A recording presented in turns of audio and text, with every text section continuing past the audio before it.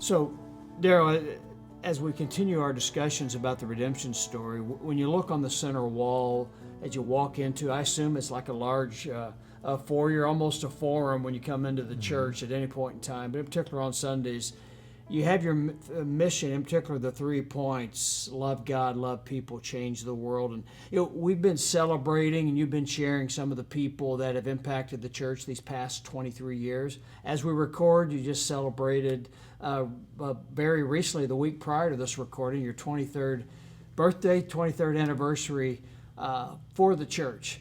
But those 3 missions that you have on the wall have been represented by human beings, by people called to God. Talk about those individuals and how those missions have went beyond what we have here in Jasper, Indiana, in this church. Absolutely. So, love God, love people, change the world. It sounds very idealistic, but really, when you think about it, it's when you're talking about changing the world, it's literally one person at a time. Like, I can change the world by changing myself, and let alone the impact you have on others. And so, one of the things early on that I felt was important, it just seems biblical to me, is that this church be more kingdom focused and less self-focused centric. If we're supposed to do that as Christian individuals, it makes no sense then for the church then to become self-centered, focused on self either. And so we've always said, and our leaders have always said, that we're going to be kingdom focused. So some of that plays out in the world missions that we send out. But the biggest part, and the part you were kind of alluding to, is in the people aspect of that. So early on, I felt like the church should not have a singular primary voice from the stage. Most people grew up in churches where the preacher preached 50 Sundays a year minimum. And church I grew up with, he would have preached Sunday morning, Sunday night. He would have taught on Wednesday night, sometimes taught a Sunday school class on Sunday morning. I mean, we think we have it rough today. Jack Talbert, I mean, you talk about a guy who lived it, and so many others have done that. And so I was worried, being the founder, the planner of the church, that if I wasn't careful, it would be too focused on me. And so I knew early on I wanted another primary teaching vision, not to share with multiple staff members like a lot of churches do. Not that we don't do that some, but there was another primary teacher that preaches on Sunday mornings almost as much as I do, and now currently as much as I do in our current structure. And so what that entailed is not just having another speaker, another communicator that has traditionally for us been a different kind of age demographic. So you've got the younger speaker, you've got the one that's a little older. There's been quite a few years apart in my teaching minister's age and myself. So anyway, long story short, that's on purpose, because it gives diversity in the communication. It frees me up to do leadership things and pastor people. It gives a different voice, so that it's not monotone in that it's the same voice every week. And so that was important to us. But in doing that, what is going to happen is those guys are going to often move on to other ministries, other opportunities that God calls them to, that they feel led to do. And so since the beginning of the church, we've seen that happen. Mark Messmore was my first teaching pastor. He was hired to preach with me and to oversee our small groups primarily, and that's what he did. And he was here for probably 4 years, something along that line. And then Mark was called to a senior ministry role in a different town, and is now in even another senior ministry role, and doing great things. And he's wrote a book about preaching that is built so that the common leader who has not had training in preaching can pick it up and build a sermon. It's really good stuff. He's done that. He's coaching. He's leaders and all kinds of great things. And so he came and he was sent out. It's the way we look at it.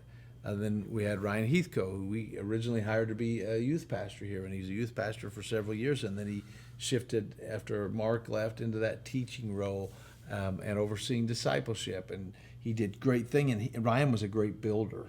So he built a lot of the student ministry framework that we have today. He built a lot of the discipleship framework that we have today. And so when an opportunity came along for him to be called to Ben Davis Christian Church in Indianapolis, it was like, wow, I hate to lose him, of course, but what a great, what he has pronounced and matured in here, which is building and branding in terms of the way the church, you hate to use the term market because but market to get the ideas and themes and ideas and emphasis of the church out. And he was great at that. And so what he did there, learn that then, was a perfect piece for that church who had the same minister for 30 plus years and was retiring, and it was time to kind of turn the ship around a little bit. And so Ryan then, and I felt like, wow, we get to send a part of us out again. And then my third teaching guy was Drew Thurman, who also came as a student pastor and came from a much larger church than what Redemption was. So he brought a whole different experience and ideas with him. And he was a teaching pastor with me and very gifted at leadership. I mean, he knew how to lead people, organize things, do a lot of things that I'm not necessarily good at as far as that goes. And he was in that seat, and it was probably one of the greatest times I remember to that point of feeling like, you know what, if I'm gone, if I'm incapacitated, this thing can still really do its stuff because I feel that much confidence in what Drew's doing. And so he was there and led that, and then he just felt really like God had been working in his life to move him towards a whole different model of ministry, one that would be more about reaching your community as a kind of lay people, reaching their community, more house church model. Micro church model is a better term for it because it's not necessarily houses. It could be in a restaurant or a coffee shop, anywhere, but then they come together once a month and do worship together. And these guys, they do training for their leaders. And so this whole different model, and he felt called to do that, Renaissance Christian Church. And we were able to budget a really significant number of our missions budget to send him and his wife and Jace Rossi and his wife, who are also partners here at Redemption, out. And so it was just like this kingdom. Now we get to take a little piece of our DNA and send it to Boston and to one of the most unchurched regions of our country. And so time and time again, we've seen staff members, and certainly in that second chair preaching position, go out. And so if you're going to love God and love people and change the world, you can't be focused on just our campuses. You got to be focused on the world. And so by sending them out to different parts, then you get to be a part of loving people in places you could never do if you just stayed at home. You know, Darryl, you hit upon a critical aspect. In many ways, it's the true succession plan because it's God's plan and mission, I'm sure you would say. But you just alluded to several examples, 3 individuals who were very positive, fit in very well, were very successful, and took a piece of the redemption, but certainly God's DNA elsewhere. How have you been successful, you, the team, the process you use, when an opening comes in a critical position like that for the church? How do you go about ensuring that right next person is located and brought on board? Yeah, so good question. And I think it's one of the questions I'm halfway equipped to answer. Most of the time I don't feel that, but I feel like that's an area that I feel confident in. I feel that if God's given me gifts in an area, maybe this is an area that is, and that's in finding, especially for specific leadership positions like that, the right person at the right time for the right job, and knowing that when somebody's moving on, not only do you get to send them out to be a part of the kingdom, but that probably means we're opening up opportunities for the next person here. And so kind of what that is for me is I feel like I kind of heard years ago about the 3 C's, And I don't even know where I originally heard them from. I know Bill Hybels back in the day talked about it. I know a lot of secular leaders have talked about it. But to me, it came down to these three things that I really value when I'm hiring people. And I think people flip-flop which one should be the most important. And so those three C's, the first one that is probably as crucial as anything is what I'd call chemistry. Now you're going to say character is the most important because that's the second C. It is the most important, but that's a given when you're hiring a ministry. Like why would you ever try to hire somebody that didn't have the right character? That makes no sense. And you can only go so deep in that character. You only know so much. So character is one of them. But chemistry is the most undervalued part of a team. And that's true in sports teams. That's true in workforce. That's true in organizations. And that's certainly true in church. Like, you have to have the right chemistry with the team. There's that right, because carrying out a vision is having the right culture and the right DNA. And if you don't have chemistry, there's no way for because part of that chemistry comes from having the same vision in the sense, in the same direction and the same culture in your heart. And so there's people that could be really talented. They could probably even have really high character, and they wouldn't be a good fit on our team. I have a really good friend in ministry that's doing unbelievable things, leading a church that was dying into a mega church, and it's incredible. His style of ministry wouldn't probably fit chemistry-wise with Redemption. And there's nothing wrong with his style of ministry, by the way. It's a very good and effective one. Sometimes I want a little more of it. But it's just the fact that you have to have the right. So chemistry's big. I can tell a lot by going out to eat lunch with a person. In fact, just last week, we interviewed a person for an open position that a month or so earlier, me and two of the other team members went out and had lunch with them.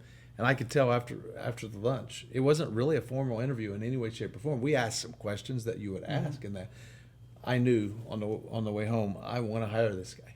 I really want him to be a part of our team. Offer pending, by the way. So there's an offer that's been out there where we'll get an answer hopefully soon. But it's just I think I can tell, because you kind of get that sense of who that person is. Have you ever went out to eat with somebody or had a meeting with somebody and it was only a half hour long, but it felt like it was all day by the time you're done?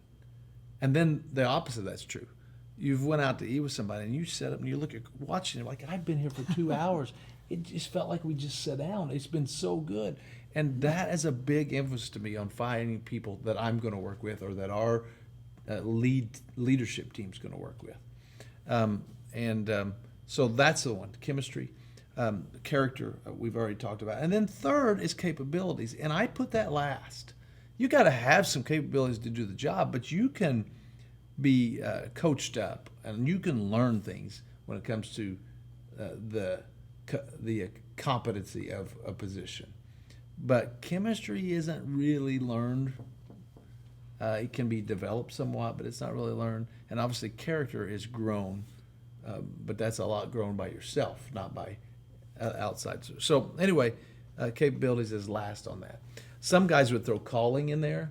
Again, though, same with character. I feel like if you're talking ministry, calling is a given. But I'm starting to stop the train on that a little bit and understand maybe I need to talk about calling a little bit, because I think there is definitely a sign across the country in younger ministry that they've become a little bit too professional. And so they view it more as a job, and it's a lot more about compensation and time away and all that, and making those decisions, and less about the calling. So I'm thinking maybe it's time to pull in that fourth C and really emphasize that during the hiring process. But does that answer your question? Absolutely. Absolutely. When you talk about chemistry, I hear a lot. One of the things that on hiring committees I've been in multiple careers, it's about how will this person wear in our environment with our team. I would imagine, maybe even more so with the ministry, it's a fine line there because you've discussed how you want individuals to come in and provide growth and change for the team, but at the same time, they need to fit and plug in to the mission as the pathway you've laid out as a team here at Redemption. Yeah, very important for that to happen. And if they don't, what happens is, and I can't say it's happened very often because the upfront has been there, but if they don't, you'll find out real quickly, and it generally works itself out. So they'll decide, this isn't the place for me. I'm going to need to start looking for another opportunity. So typically when you've worked to bring staff on, what kind of timeline have you found it take before you know that's the person I want to go after? A short timeline. Doesn't need to be long. There's an old saying, hire slow, fire fast. I don't do either one of those. Now, I'm not saying if there's a moral issue, I wouldn't terminate somebody pretty responsive. I mean, you have to sometimes for the integrity of the ministry and the protection of things. But for the most part, I think you hire fast. It doesn't take forever. I've had senior pastors and executive pastors, I say, send me your process for hiring people. My goodness, we've elected presidents faster than what their hiring process could be. It's just ridiculous. And so I don't think that's, and then the converse of that is I don't fire fast. I think it's better to help try to grow the person, to help the person, and sometimes that means helping them find something else. They're just not feeling fulfilled in the role they're in, and so if there's not another seat on this bus, then there's other buses out there. And if you're kingdom-minded, sometimes you just think, you know what? Let's just give an example. I had a lunch with a lead pastor, a friend of mine, and he said we had a guy in youth ministry / worship that is really called. He's kind of outgrowing his feeling of being a youth pastor. He's really gifted in leading worship. He had a friend, this guy had another acquaintance of his call from a different church in the Indianapolis area, say, man, I'm looking for a worship pastor. Who would you hire? And he immediately thought, this guy on our team. And he's like, you mean why do you recommend him? Do you want to get, no, I love him. I would hate for him to leave. But I know what he could do for you, and I know what it would do for him. And it's about the kingdom, not about us. And and that's got to be our attitudes in ministry. It has to be. We're all working for the same organization. It's just different branches. You're just changing branches of office. You alluded to something I wanted to hit upon as we wrap up this segment, but as Mark, Ryan, and Drew have went out and carried the DNA, and others have went out from Redemption, what have you seen come back to you from that piece? Not just you as a person, but the church, and what have you used to help further along the Redemption mission? Well, first of all, they become lifelong companions for us. They become resources where we share, and then,